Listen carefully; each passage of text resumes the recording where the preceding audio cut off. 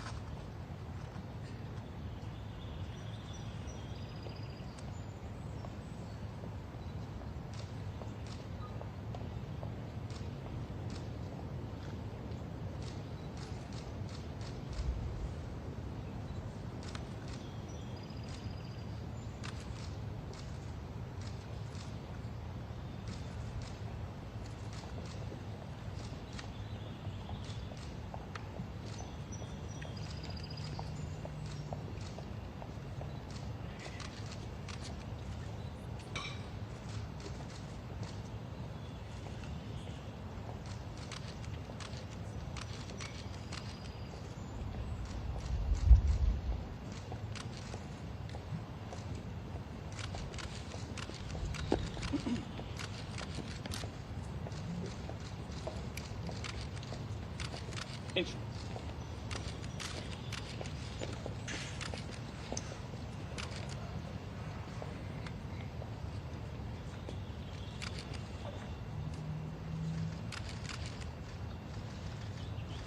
Present! Present. Arms!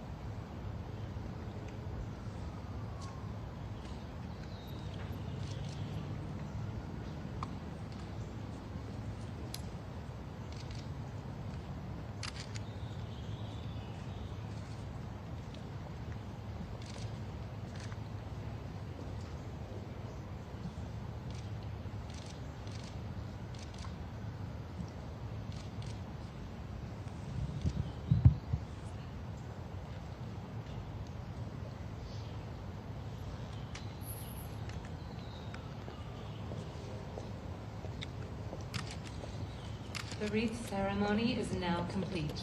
The Memorial Day observance will begin momentarily. Please move to your seats.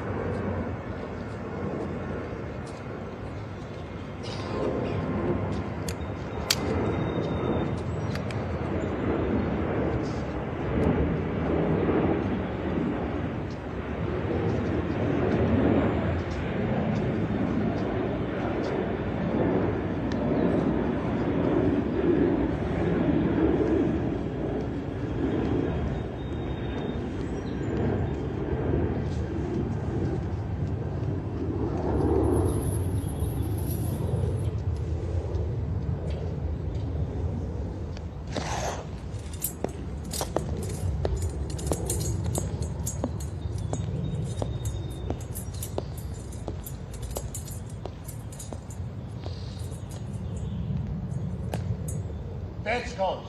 Go! Go! One!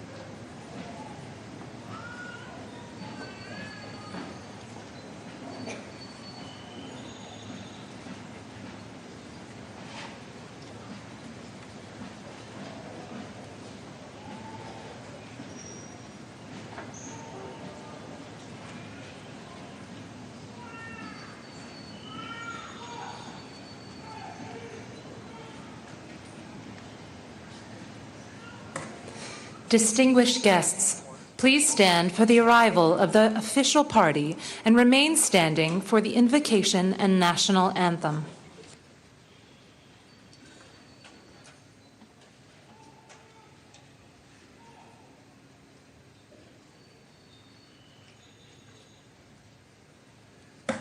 Distinguished guests, the President of the United States, accompanied by the Secretary of Defense and the Chairman of the Joint Chiefs of Staff.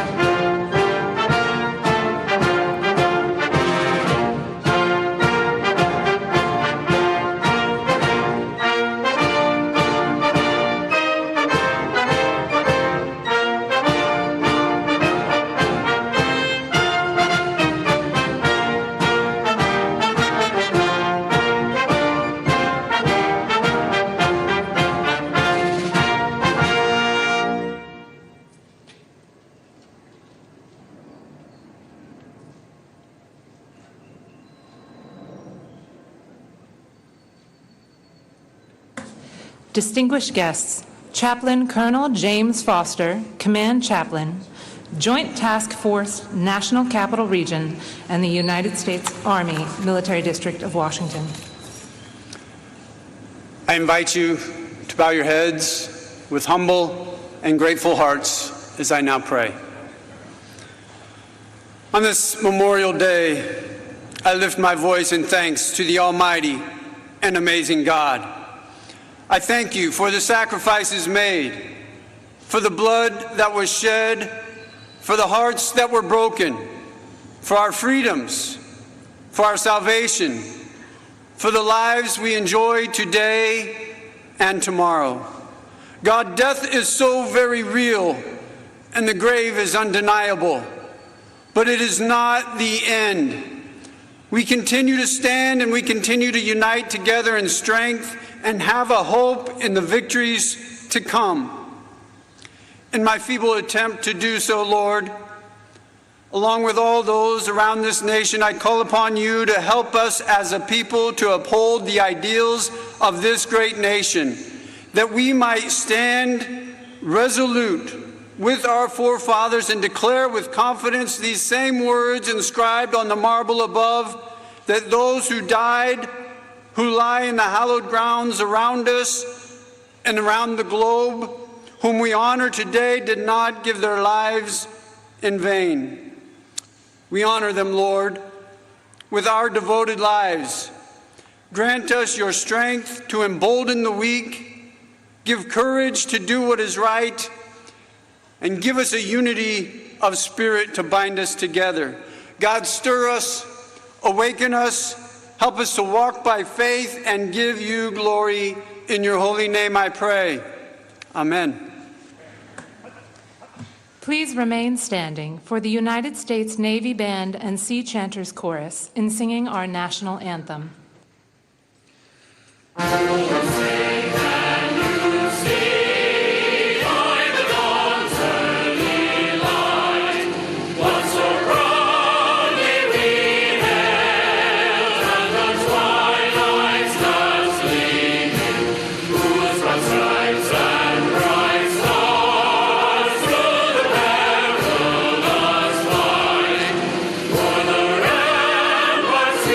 Watch, we're so gallant.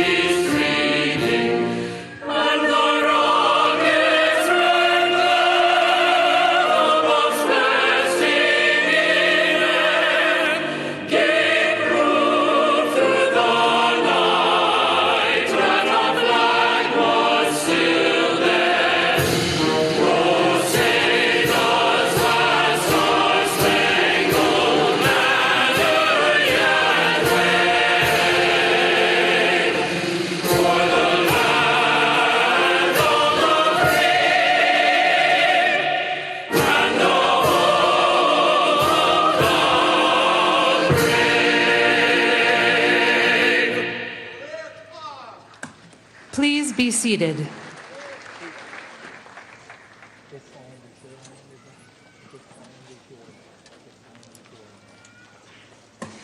Distinguished guests, General Mark Milley.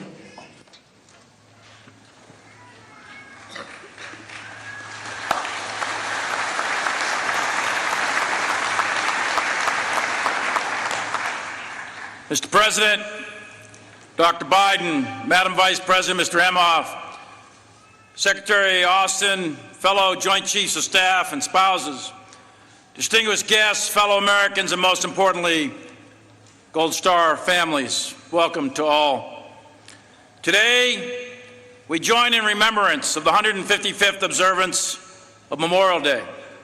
It is a day of profound significance in the legacy of our nation. On this day, we remember the over 1 million Americans who took their last breath on the bedrock of liberty, supporting the eternal cause of freedom. Their unwavering commitment, their dedication to freedom, their echoes through the ages, reminding us of our sacred duty to remember. And behind every one of these men and women is a family, a husband or a wife, a mother or a father, a brother or a sister, son or a daughter.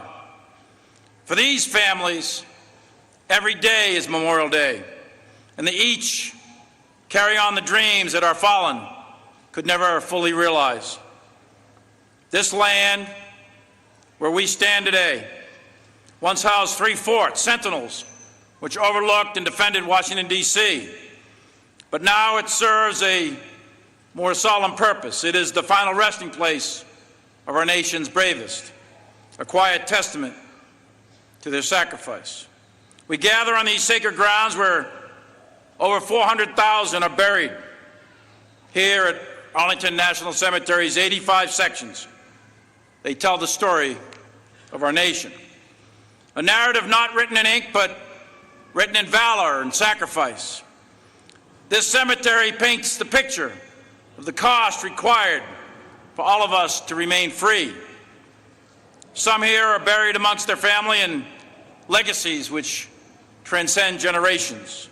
Others are best friends who fought together, died together, and now lay in eternal rest together. Their bonds forged in battle, unbroken even by death. Yet our nation's fallen are not only represented on these hallowed grounds, they are represented on every piece of land where American blood has been spilled in the service of our country. Sailors lie forever entombed in the twisted hull of the USS Arizona resting in the seabed at Pearl Harbor.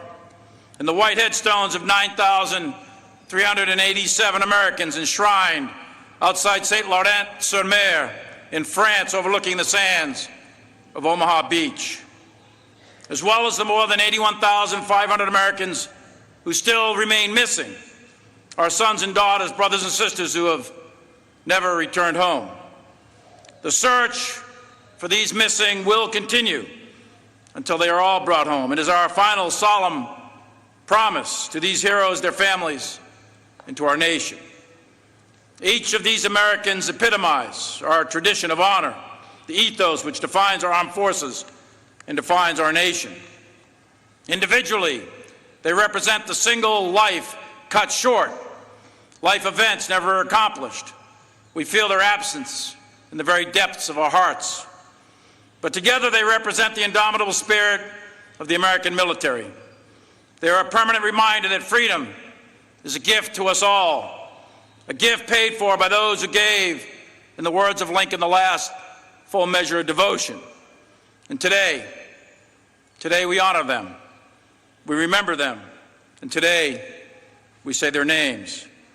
And in doing so, we ensure their sacrifice will never be forgotten. We will forever walk among these giants as we continue to uphold the cause for which they died, the cause of America, which will endure through all challenges. In fact, the greatest honor that we can bestow upon those who have fallen, the way to remember them the best, is to ensure that this idea of freedom, that the Constitution of the United States of America, the idea that is America, will continue for our posterity and shall not perish from this earth. Thank you.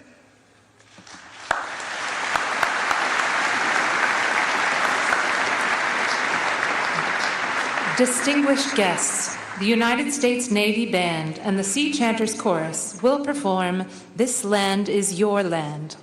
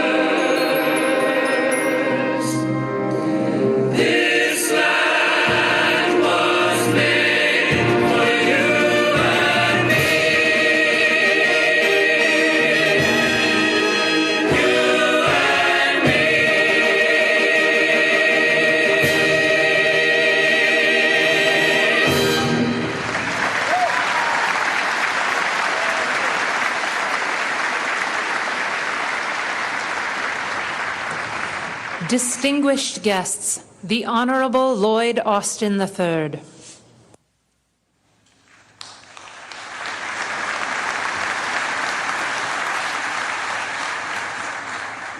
Well, let's give the band and the chorus another round of applause. That was absolutely outstanding.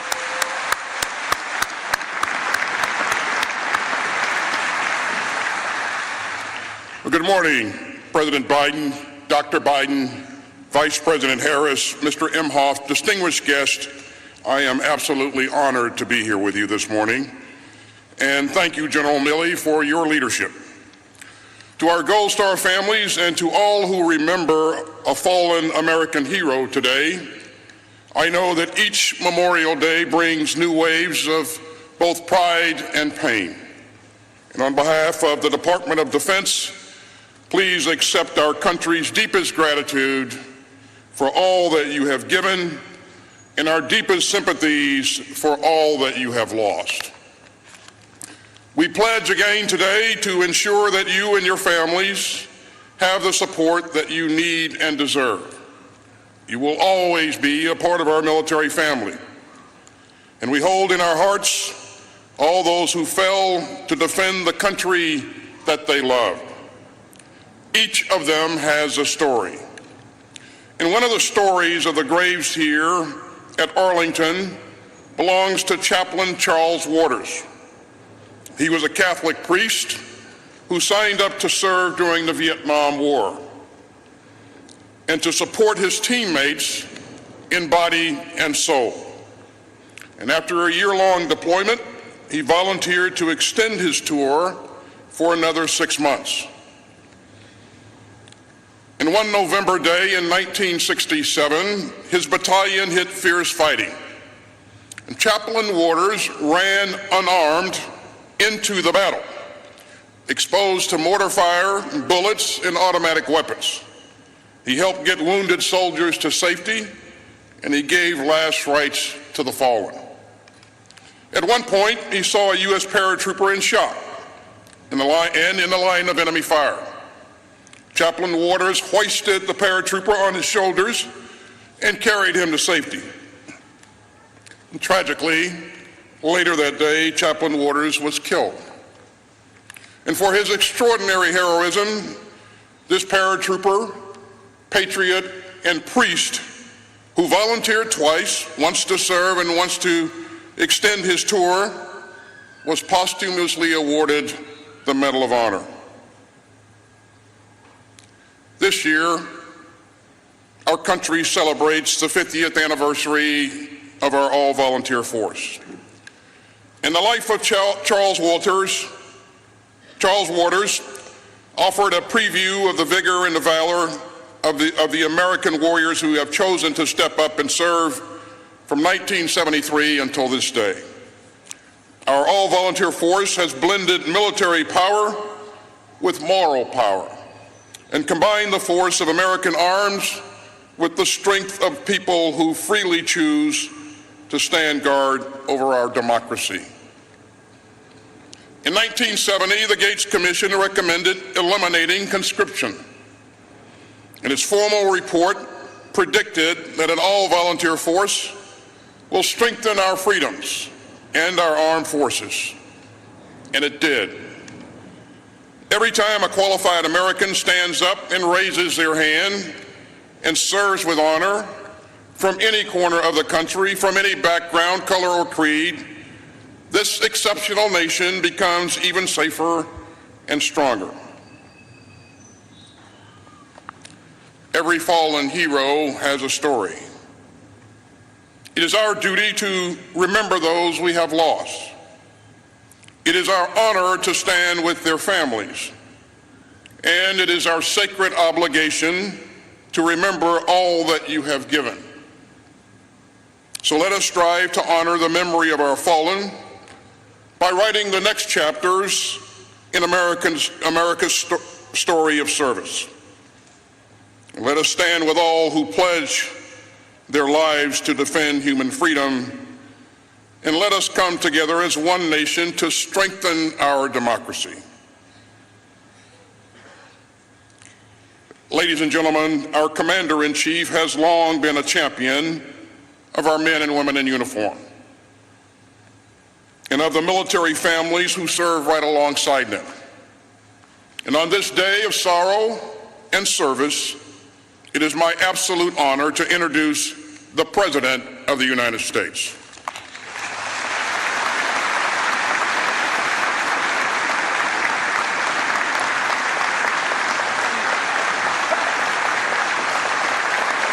Thank you. Thank you, thank you, thank you. Please. 155 years ago, retired Union General James Garfield spoke here at Arlington, marking our nation's first Memorial Day.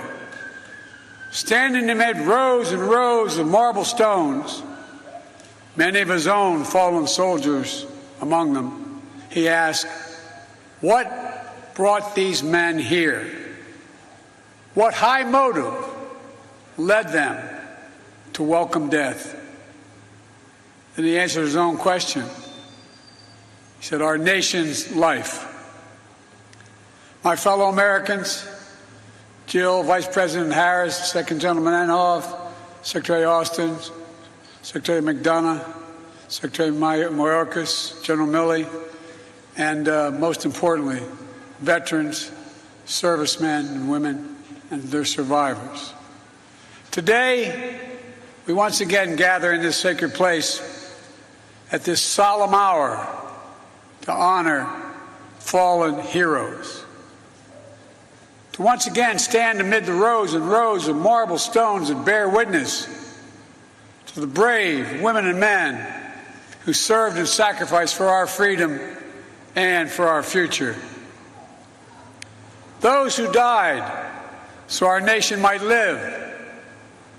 Every year, as a nation, we undertake this rite of remembrance. For we must never forget the price that was paid to protect our democracy. We must never forget the lives these flags, flowers, and marble markers represent. A mother, a father, a son, a daughter, a sister, a spouse, a friend, an American. Every year we remember, and every year it never gets easier. To all those here and across the nation who are grieving the loss of a loved one who wore the uniform, our Gold Star families, to all those with loved ones still missing and unaccounted for, I know how painful it can be, how it can rip open that black hole in the center of your chest you feel like you're just sinking into. Bringing you back to that exact moment you heard that knock on the door or the telephone ring. The exact moment you had to tell your children that mom or dad would not be coming home. The hurt is still real. It's still raw. Tomorrow marks 8 years since we lost our son, Bo. Our losses are not the same. He didn't perish in the battlefield. It was cancer that stole him from us a year after being deployed as a major in the United States Army National Guard in Iraq. As it is for so many of you, the pain of his loss is with us every day, but particularly sharp on Memorial Day. Still clear. Tomorrow is his anniversary. But so is the pride Jill and I feel in this service, as if I can still hear him saying, "Dad, it's my duty, Dad. It's my duty. Duty." That was the code my son lived by, and all those you lost lived by. It's the creed that millions of service members have followed from the fields of Yorktown to the shores of Normandy, to the rice paddies of Pusan, to the valleys of Kandahar, to the mountains of Sinjar and beyond. Many of whom never returned home. Throughout history, these women and men laid down their lives, not for a place or a person or a president, but for an idea, unlike any other idea in all of human history. The idea of the United States of America. This sanctuary honors that sacrifice and tells their stories. And in turn, it tells our story, the American story, the story of the patriot who died to deliver a nation where everyone is entitled to certain inalienable rights, among them life, liberty, the pursuit of happiness. The story of hundreds of thousands of soldiers who shed their blood to make these words real. The story of the brave Americans who fought the forces of fascism and died for preservation of democracy. As we're reminded by the hundreds of graves here in Section 60 of Arlington and across our nation, the story of the women and men who sacrificed everything to keep democracy safe and secure during the last 2 decades. Each of them, a link in a chain of honor that stretches back to our founding fathers in those days, unbreaking, unbending, not just in their duty and devotion, but something even deeper, and their faith in us.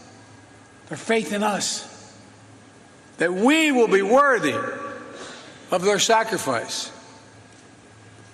Our service members have always embodied the highest expectations of our democracy. They've always held faith in our country and all that we could be, a citadel of liberty, a beacon of freedom. For our democracy is our strength, the wellspring of possibilities, and the source of endless renewal. It's how we've been able to constantly change and adapt through the centuries. It's why we've always emerged from every challenge we face stronger than we entered it. It's how we come together as one nation, united. And why there's nothing we can't do in America when we do it together. It's a truth. We celebrate this year as we mark 75 years of a desegregated military, 75 years of women's full integration, 50 years of an all-volunteer force. Throughout the annals of history, our troops have fought for our democracy, and if necessary, died for it. Today, their service and sacrifice, and that of their families, echoes far beyond those silent stones out there. We see in the strength of our NATO alliance, built from the bonds that we forever forged in the fires of 2 world wars. We see it in the troops still standing sentinel on the Korean Peninsula, preserving peace side by side with our allies. We see in every base, every barrack, every vessel around the globe where our military proudly serves and stands as a force for good in the world. And just as they've kept the ultimate faith to our country, to our democracy, we must keep the ultimate faith to them. As a nation, and people have heard me say this for a long time, as a nation, we have many obligations. But I believe in every fiber on my being, we have only one truly sacred obligation: to prepare those we send into harm's way and care for them and their families when they come home and when they don't. It's a sacred obligation, not based on party or politics, but on a promise to unite all of us. There's nothing more important, nothing more sacred, nothing more American. And together, over the last 2.5 years, we've worked to make good on that promise, passing more than 25 bipartisan laws to support our service members, their families, caregivers, and survivors. That includes the PACT Act, the most significant law in our nation's history, to help millions of veterans who are exposed to toxic substances in burn pits during their military service. Pits the size of football fields that incinerated the wastes of war, such as tires, chemicals, jet fuel, and so much more. To many of our nation's warriors that have selflessly served, only to return home and suffer from the permanent effects of this poisonous smoke. Too many have died. Excuse the personal reference, like my son Bo, or like Sergeant First Class Heath Robinson, for whom the act is named. Last year, after I signed the PACT Act, I handed the pen to his daughter, Brielle. She and her grandmother are with us today. After I handed her the pen, this beautiful little girl is sitting over there. Thank you for waving, baby.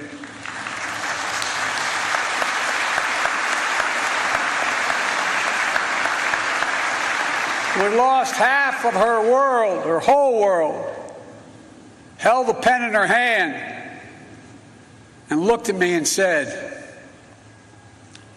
"Thank you for my daddy. Thank you for my daddy." God love you, honey. But I don't think she was just thanking me. She was thanking all of us. Everyone who fought so hard, who came together to keep our promise to our veterans, to keep the faith with our heroes. On this day, we come together again to reflect, to remember, but above all, to recommit to the future our fallen heroes fought for. That generation of service members who died for a future grounded in freedom, democracy, equality, tolerance, opportunity, and yes, justice. We use those words all the time. But we've seen of late here and around the world that they have to continually be fought for. Not just for some, but for all. This is more important than just our system of government. It's the very soul of America. A soul that was forged by our nation's first patriots. A soul that triumphed over trials and testing less than a century later. A soul that endured because of the sacrifice of generations and generations of service members ever since. Together, we're not just the fortunate inheritors of their legacy. We must be the keeper of their mission, the bearers of the flame of freedom that kept burning bright for nearly 247 years. That's the truest memorial to their lives. Our actions every day to ensure that our democracy endures, our Constitution endures, and the soul of our nation, our decency endures. Ladies and gentlemen, 155 years ago, our ancestors stood here and asked themselves, what brought our heroes to this hallowed ground? What high motive led these brave souls, as General Garfield said, to welcome death? Today, we must ask ourselves, what can we do? What must we do to uphold the vision for which they lived and which they died? Today, it's on all of us, to ensure that sacrifice was not in vain, to keep working toward a more perfect union, one where all women and all men are created equal. We're the only nation in the world built on an idea. Every other nation is formed based on things like geography, ethnicity, religion. We're the only nation in the world built on an idea that we're all created equal. We haven't always lived up to it, but we've never walked away from it. And today, standing together to honor those Americans who dared all and gave all for our nation, we can say clearly, we never will. God bless all those who gave their lives so our nation might live. God bless their families. And may God protect our troops today and always. Thank you.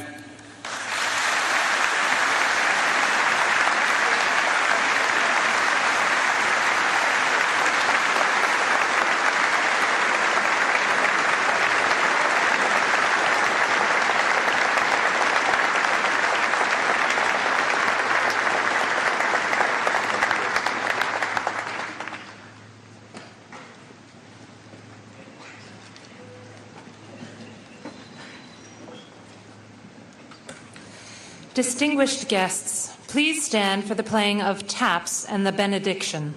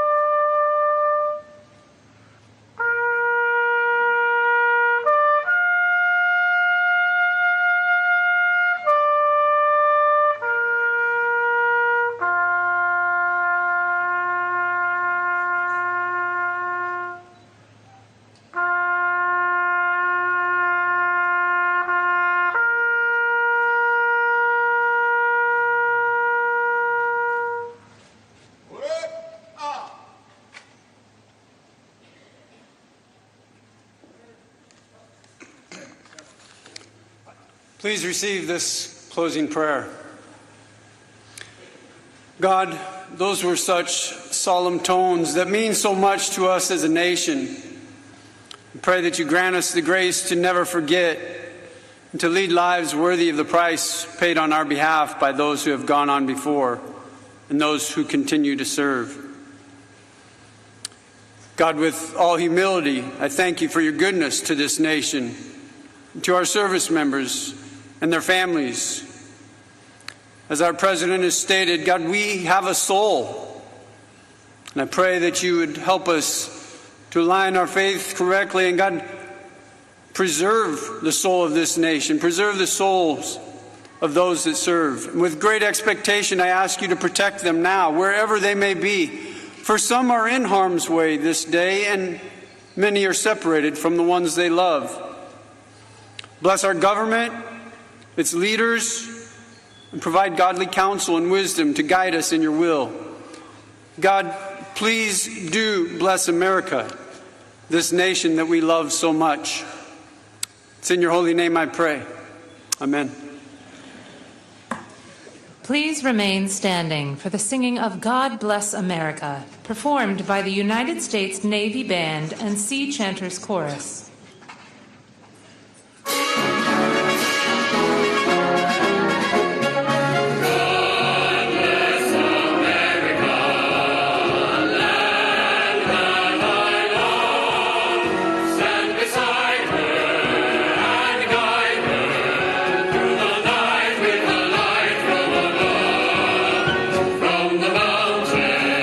To the prairies, to the oceans,